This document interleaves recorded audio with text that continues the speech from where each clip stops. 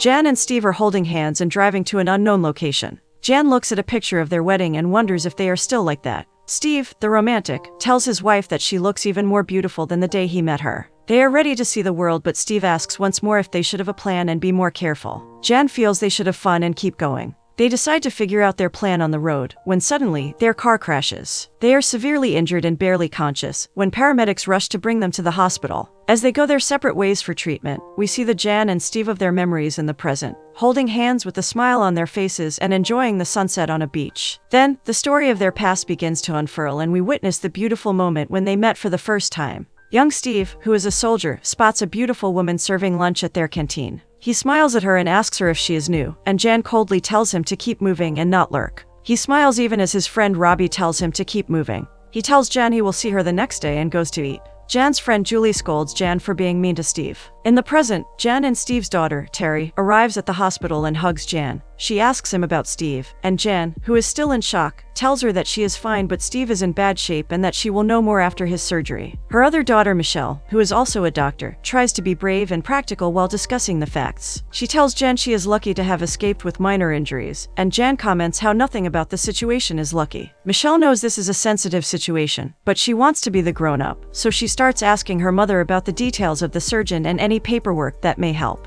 Jan, still disoriented, gives her some papers and Michelle promises to make sure Steve is being taken care of. Jan warns her that this is not her hospital, and Michelle insists that she just needs some information to make sure they give him the proper treatment. Terry jokes with Jan to lighten the mood about how Michelle might push the surgeon out and do the surgery herself. Jan tells her that if she does, she will do it well. We see young Steve and Jan again, where a blushing Steve compliments Jan's hair as she is serving food in the canteen. She dismisses him and tells him she does not date soldiers. He keeps on pushing, but Jan stays firm in her answer. Even when she tells him it will never happen, Steve is determined and smiles at her before heading to his table. Julie teases Jan about Steve and they break for lunch. As Julie and Jan sit together, Julie tells her she is going on a date with Robbie, Steve's friend. Julie also asks Jan about Steve and tells her that Robbie thinks he is a good man. Jan tells Julie her father will not approve, but Julie insists that she should give him a chance and just go on a date if Jan thinks he is cute. Jan blushes and admits she finds Steve attractive, but she insists that her father is against her dating soldiers, and he threatened to send her to Nebraska if he ever finds out she is dating a soldier. Julie tells her that they will just have to be discreet about it. Jan meets Jim, her father, in her house and he happily asks about her day. She tells him it was fine and a regular day and he insists he wants to know more about what his daughter is doing. She tells him she just serves potatoes all day and it is very boring. He asks her if any soldiers are getting friendly with her, and she tells him she has it under control. He tells her how he feels about her dating soldiers and he says he knows she will eventually date someone, but he wants her to stay away from soldiers. She then points out how her father was also a soldier and his mother dated him. He insists that he cares about her and knows how young soldiers are, and how this job changes them in a way that they are not ready to commit or even know how to treat women. He tells her he might sound harsh, but he does not want anyone hurting his daughter. She tells him she understands and promises to not date any soldier. During lunch the next time, Steve tells her he heard she is willing to go out with him. She gives Julie a look, who suddenly remembers she has to go get more food. He then directly asks her if she will go out with him and she refuses. Still not backing down, Steve tells her he will see her again and smiles. In the present, the surgeon informs the family that they can meet Steve, but he is in a bad condition. Jan and her daughters are devastated as they see Steve on life support and surrounded by machines. The doctor tells them that Steve can hear them even if he does not respond and gives them time to sit with him. Young Steve again asks Jan if he can take her out, but she is determined and directly refuses. Over the days, he keeps on asking her every time he meets her, and she always has an excuse or says no. Eventually, she says maybe she can go out for a day and Steve is excited, seeing that as an opportunity. The doctor informs the family how Steve is not breathing on his own and his heart is also being supported by the medication. He tells them that his mind is there but he is paralyzed and his body is giving up in many other ways. Michelle asks for a moment to discuss with her family privately. Jan, still in denial, insists that if he will be in a wheelchair, she can just take him home and learn how to take care of him. Michelle is torn but determined, and tells Jan that she is not understanding the situation. She tells her how serious the matter is and how his condition is not improving. Jan insists that a miracle can happen and Steve can get better. Michelle then directly tells Jan that no miracle can happen and that he cannot get better. Terry is shocked by how blunt Michelle is being, and she tells them she is just trying to be the grown-up in this situation. She tells them that hope will not change a medical diagnosis. Jan tells Michelle she knows she is scared and insists that they all need to keep their faith. A young Jan is ready to head out, and she tells her father she is going to the movies with Julie. He tells her to be back at 10, and Marion, her mother, tells Jim not to interrogate her and just trust her. Successfully outdoors, Julie excitedly asks her if she will kiss Steve, and says Robbie kissed her on their first date. Jan insists she will not let Steve kiss her and that she is only doing this because Julie insisted. They meet Robbie and Steve tells her he just wants to talk and not go to the movies. Jan agrees and they go to a park while Robbie and Julie go for the movie. As they walk towards the park, Jan sternly tells him she will not kiss him, and Steve is surprised and asks her why she thinks that. She tells him she knows what hanging out and talking means to boys, and Steve insists he is not like that. He assures her he just wants to get to know her. He asks her if just wanting to spend time with her is wrong, and she says her father has worked with a lot of soldiers and told her what they are like. He tells her Jim is right, but that he knows how to treat women right. He then asks her about her plans, and she tells him she wants to go to college, but her parents think she is just a girl, so she should not have a career. Steve tells her he disagrees with his mom too, which is why he joined the Air Force, because people here are accountable for their actions. Jan tells him he sounds like her dad, and that is not a bad thing. She realizes it is getting late but also asks him if he has a girlfriend. She explains that she knows guys like talking to multiple women. Again, Steve insists that she is the only girl he wants to talk to. They share a moment and are about to kiss when Robbie and Julie come in to get Jan, as they are getting late. Robbie and Julie are giggling while Steve asks Jan if he can call her, and she agrees. They are about to leave when Steve calls out to Jan and kisses her on the cheek. She blushes and happily leaves with Julie. The doctor informs the family that Steve is awake and responsive. Jan takes out her cast to go meet Steve, and Michelle tells her she needs to take care of her strained shoulder. Jan insists that she does not want Steve to worry about her. Steve's eyes are open, but he is still on medical support and not able to respond. Jan tries hard to communicate with him, and Michelle tells her to touch him on his face, since that is the only area where he can feel it. Jan tells Steve she loves him, and he seems to respond. After their date, Julie teases Jan about agreeing to kiss Steve, and Jan insists that he is not like the other men. She tells her that the way Steve looks at her, she feels that he truly understands her. Julie tells her she will see him again. Jan comes home and Jim points out how late she is. She insists that they had to get ice cream after the movie, which is why she got late. She smiles and leaves for her room, and her mom points out that she looked exactly like Jan is looking after their first date. Jim says that is what he is worried about. At breakfast, Jan tells Jim and Marion that she wants to have a friend over to eat with them. She insists that he is a college student and just a friend.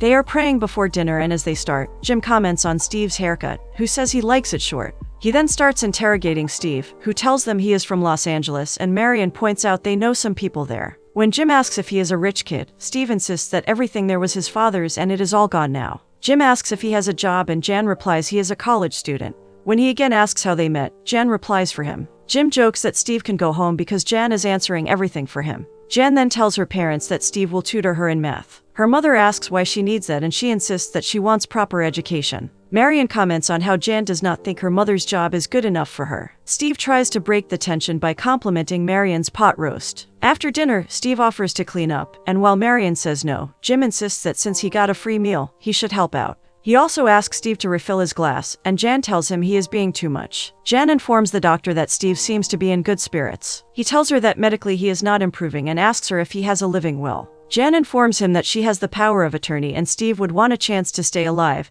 and be there for his girls. The doctor insists that his condition is not improving and he might have to be moved to a hospice. Jan gets frustrated and says it feels like everyone wants her to kill him. Michelle assures her that no one is forcing her, but she has to understand that Steve will not be able to function on his own. She also insists that they have to make a decision. Jan is disturbed and insists that since she has the power of attorney, she will decide it. The doctor tells Jan that he lost his wife a year ago and he did not listen to the hospital when they recommended a hospice, and now he regrets it. Michelle tells her there are many options for the transition. Jan tells her she is right and that no one is truly helping them. Young Jan asks Steve where he would want to go if he were stationed somewhere. He tells her he wants to go somewhere cold because too many people go to Hawaii, so it is not special anymore. He indirectly asks if she will go with him and says if they go to Alaska, they can get a fireplace and be cozy together, with no one to disturb them. Jan and Steve are in love and can't get enough of each other, and when she insists that she has to go, they take their sweet time. Jan meets Pastor Robert and tells him how much her father seems to hate Steve. He asks her if she loves him and she says she just wants her father to see him the way she does. He tells her not to struggle and be patient and that it will work out.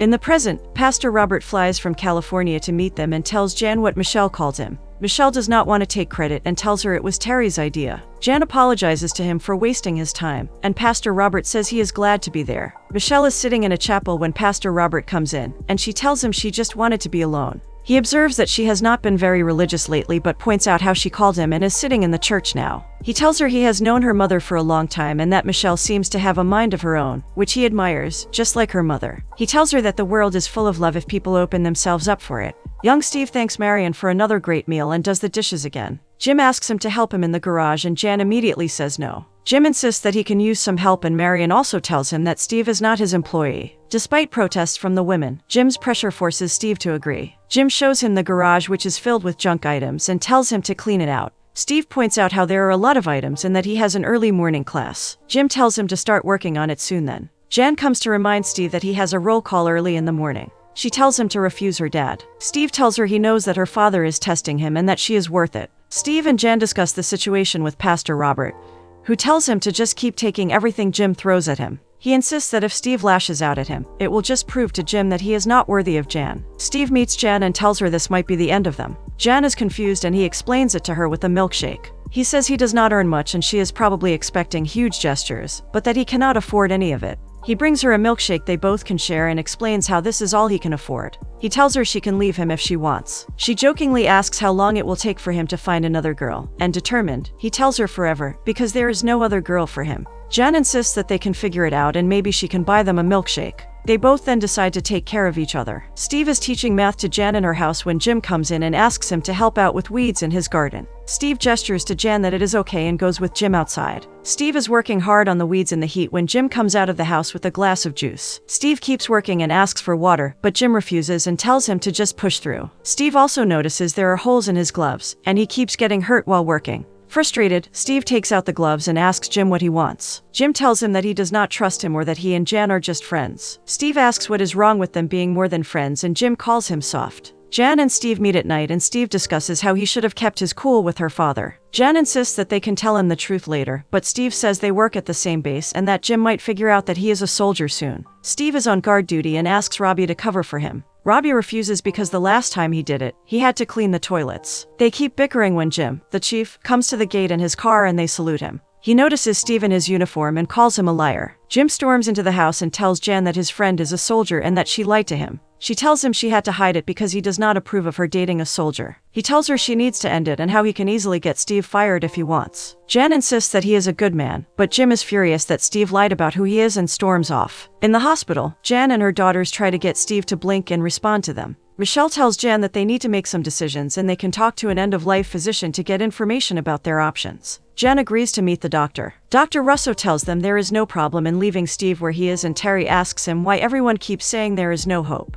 Dr. Russo explains that Steve's lungs collapsed before he arrived at the hospital, and with the paralysis, his breathing problems, and his heart, it is very difficult to recover. When Jan mentions that some people have been known to recover from this, Dr. Russo explains that if Steve had to improve, it would have shown by now, but all his tests consistently show that he is getting worse. He tells them they have to decide as a family if they want to prolong his life artificially. Jan is devastated and insists that she should have been the one instead of Steve because he has always been the careful one. Jan sneaks out of her house to meet Steve in his car and they drive along when Steve tells her something has happened. He tells her he is being transferred to Nebraska to be part of the elite guard. She says she is proud of him but starts protesting as she thinks he is about to break up. Steve is surprised and says because he is moving, he wants to marry her before he gets transferred. Jan is pleasantly surprised and tells him not to worry about a ring, because she has saved up from work and can pick one on her own. She tells him that it is important for him to get her father's blessings. She insists that they cannot get married if he does not approve. Steve points out how much Jim hates him, but assures her that if it is important to her, he will do it. Jim then catches them kissing in the car and takes Jan home, as Steve is very scared for his life. In the morning, Steve comes to talk to Jim, who tells him they can talk at target practice. Steve leads the way looking scared, with Jim right behind him holding a gun. Jim breaks a bottle and Steve congratulates him. Jim tells him not to be a suck-up and hands him the gun to shoot. Steve misses and Jim tells him to set up a bottle further so he can challenge himself. Jim shoots and barely misses Steve. Jim tells him not to be dramatic and if he wanted, he would have shot him directly. Steve then tells him that he wants to marry Jan and wants his permission. Jim tells him that if he can hit the brown bottle nearby in 2 shots, he can marry Jan. Steve agrees and tries to concentrate when Jim asks him what the hurry is. He tells Jim that he is being transferred and misses his first shot. He prepares for the second when Jim tells him it will be very difficult to be with a woman he cannot be close to. Steve insists that he is committed to Jan and the only thing standing between them is Jim. He then shoots his second shot and does not break the bottle again. Jim tells him to let his daughter down easily. Jan tries talking to Steve in the hospital and asks him for a sign to tell her what he wants. He blinks and she understands, and she tells him she loves him. Jan tells her daughters that she spoke to Steve and they have been together for 46 years, so she easily understands what he wants. She tells them that Steve is ready to go and asks for Pastor Robert. The doctor explains to them that without medication, Steve's heart rate will automatically drop and that he will not be in pain and be sedated. He asks Jan to decide on a time and suggests 11 during visiting hours when it will be quiet, and the whole family can be with him, so that Steve can move on peacefully. Pastor Robert prays with the family and Michelle, sobbing, tells him that he will be loved. Young Steve meets Jan and tells her they have to end the relationship. She insists that her father will come around, but Steve tells her that there is no time and he does not want to sneak around. If her father does not approve, he cannot marry her. Jan is scared and wakes up Pastor Robert at night. She tells him that she does not know what to do. He tells her that love always stays with the truth and asks her to imagine her life without Steve. When she cannot imagine it, he tells her to fight for him. Jan confronts Jim at home and tells him that she loves Steve. He tells her she will learn to forget about him. Jan sticks to her argument and tells him that he has lost her because she will never forget this or forgive him. He tells her they are done and she leaves. Jim is polishing his shoes when Marion comes and tells him he is just like Steve and how they were even younger when they got married. She tells him that her friends also warned him about Jim, but she judged him on his actions. Jim says Steve lied, but Marion insists that Jim never gave them a chance to be honest. She reminds him that he was cleaning his shoes just like this when Marion was in labor with Jan. She tells him his shoes are clean but his conscience is not. Jim tells her that he will make this choice for them. Robbie asks Steve what he will do now, and Steve insists that he has no choice. He is frustrated as Jim comes by and wants to talk to him. Jim asks Steve why he is in the service, and he tells him that it means everything to him as being in the military has given him a life purpose and a family. Jim then shows him the brown bottle they were trying to hit that day, and the hole it has in it. He comments how he has never seen anything like this and the bottle should have broken from Steve's bullet. He then tells Steve that he is a man of his word and that Steve can marry his daughter. Steve is overjoyed and cannot believe it and thanks Jim. He blesses Steve and asks him to get married to Jan soon. Jan is delighted and hugs Jim. Marion is also thrilled that Jim has turned around. Jan and Steve happily exchange vows, with an even happier Jim in the stands cheering them on. The present-day Steve is also ready to depart, and when his heart rate stops, Jan tells him she loves him and kisses him. Jan and her daughters drive up to the house and they ask if Jan is okay. She looks towards the house and smiles, and tells them that she thinks she will be fine.